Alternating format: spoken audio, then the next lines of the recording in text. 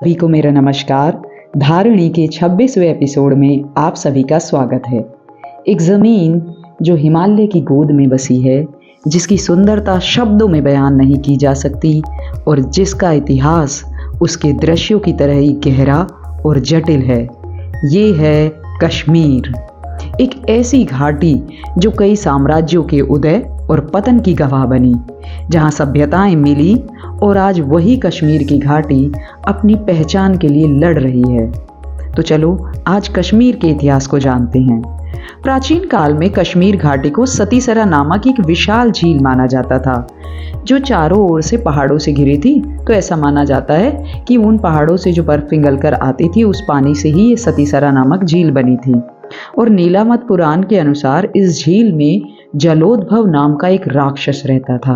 वो राक्षस आसपास के एरियाज में बहुत विनाश करता था। आसपास के एरिया के जो लोग थे उनको बहुत परेशान करता था।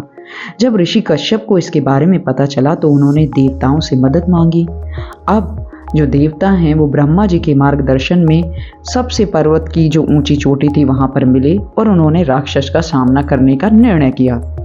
अब क्योंकि जलोद्भव को पानी के अंदर हराना संभव नहीं था, तो इसीलिए कृष्ण के भाई बालभद्र उन्होंने अपने हल से जो पहाड़ है उसको चीर दिया और पहाड़ को चीरने के बाद एक दर्रा बना, जिससे कि झील का पानी निकल गया। और यही खुला हुआ रास्ता आज हम बारामूला दर्रे के रूप में जानते हैं, जहाँ से वितस्ता यानी कि झेलम नदी बहती है। तो जब भूमि सूख गई, पानी वहां से निकल गया, तब विष्णु जी ने अपने दिव्य अस्त्र से उस राक्षस को मार गिराया। इस प्रक्रिया के बाद कश्मीर घाटी का जन्म हुआ और झेलम नदी उस घाटी की पवित्र नदी बन गई और उसका जो पवित्र इतिहास है वो यादगार बन गया। इस बात का वर्णन, ये जो मैंने कहानी अभी आपको बताई, इसका वर्णन कल्हण ने अपनी किताब में किया है। उनकी किताब का नाम है, जो प्रसिद्ध उनकी किताब है उसका नाम है राजतरंगिणी, और इस पूरी बात का वर्णन उन्होंने राजतरंगिणी में किया है। आज भी इस घटना के कई भौगोलिक प्रमाण हमें मिलते हैं। कहा जाता है कि आर्य लोग कश्मीर घाटी के प्रारंभिक वासी थे।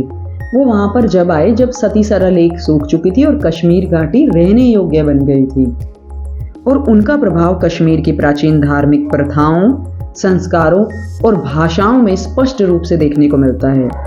जो प्राचीन कश्मीरी भाषा है ना, उसमें संस्कृत का गहरा प्रभाव देखने को मिलता है। कश्मीर में प्रथम विशाल प्रवासी लहर आई सम्राट अशोक के टाइम। सम्राट अशोक ने लगभग 5000 बौद्ध भिक्षुकों को कश्मीर में भेजा ताकि वो यहाँ पर हीनयान बौद्ध धर्म का प्रचार और प्रसार कर सकें। उन्होंने यहाँ पर बहुत सारे मंदिर और बहुत सारे विहार बनवाए और उन्होंने यहाँ तक कि कश्मीर की घाटी को बौद्ध संघ को दान में दे दिया, क्योंकि उन्हें लगता था कि कश्मीर में बहुत शांति है और यहाँ की जो प्रकृति है वो आध्यात्मिक उन्नति को बढ़ावा देने वाली है, तो यहाँ पर धर्म का प्रचार प्रसार अच्छे से हो सकेगा। धर्म का गहरा प्रभाव पड़ा कश्मीरी समाज पर, क्योंकि वहाँ पर सारस्वत ब्राह्मणों के द्वारा चलाई गई जो जटिल जाति प्रथा थी वो धीरे धीरे जनमानस के चित्त से धुंधली पड़ने लगी। यहाँ पर जो बौद्ध विद्वान आकर बस गए थे, उन्होंने बौद्ध धर्म के एक नए रूप को विकसित किया, जिसको हम महायान बौद्ध धर्म के नाम से जानते हैं। और ये महायान शाखा ही आगे चलकर बहुत सारे देशों जैसे कि चीन, तिब्बत, जापान आदि देशों में पहुंचा। और हम देखते हैं इन देशों से अलग अलग विद्यार्थी और साधनार्थी भारत में आए और कई लोग तो यहीं के होकर रह गए, वो कश्मीर घाटी के ही होकर रह गए। इतिहासकार कल्हण के अनुसार अशोक ने श्रीनगर नगरी की स्थापना की और यहाँ पर लगभग 96,000 घरों का निर्माण कराया, जो उस समय की समृद्धि तथा एक विकसित सभ्यता को दर्शाता है। कल्हण लिखते हैं कि सम्राट अशोक शिव के भी बड़े भक्त थे, तो उन्होंने शिव की भूतेशा के रूप में हमुक्ता गंगा मंदिर में पूजा की।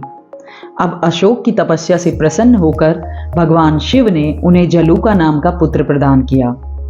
अशोक की मृत्यु के बाद जलूका ने स्वतंत्र रूप से कश्मीर में शासन किया और जलूका के गुरु का नाम था अवधूत, जो कि अपनी तर्क शक्ति के लिए जाने जाते थे।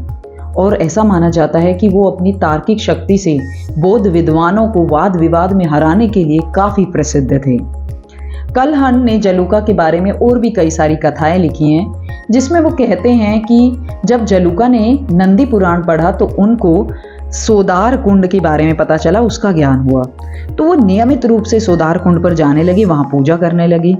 वो चाहते थे कि श्रीनगर में भी उनकी निर्माण आधीन जो ज्येष्ठ रुद्र मंदिर है उसके पास भी एक ऐसा कुंड होना चाहिए, और ये उनके मन की बहुत बड़ी इच्छा थी।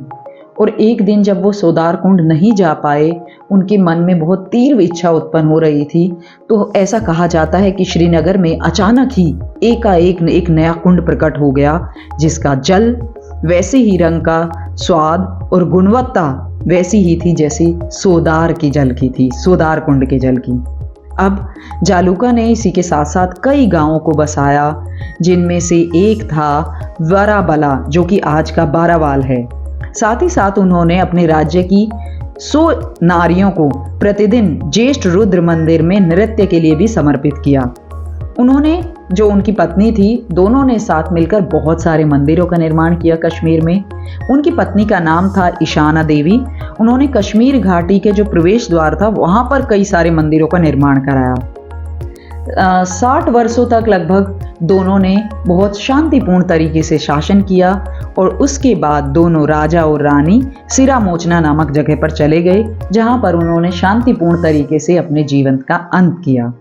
अगले एपिसोड में हम देखेंगे कि कश्मीर में कैसे मुस्लिम राजाओं का आगमन हुआ और कश्मीर घाटी, जो कभी संस्कृत, बौद्ध आदि धर्मों का उदय मानी जाती थी, जहां पर आध्यात्मिकता की उन्नति होती थी, आखिर उस पर मुस्लिम राजाओं का कब्जा कैसे हुआ।